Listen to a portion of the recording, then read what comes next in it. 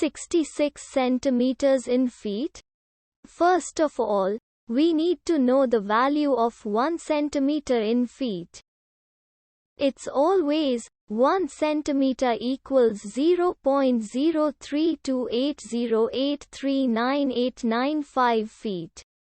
Now we have to multiply 0.03280839895 by 66.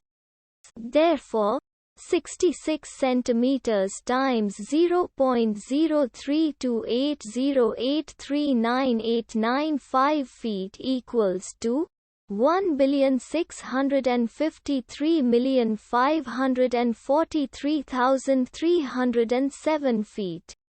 So, in other words, 66 centimeters equals to 1,653,543,307 feet. We hope you have enjoyed this video. Please like and subscribe to our channel for more videos like this.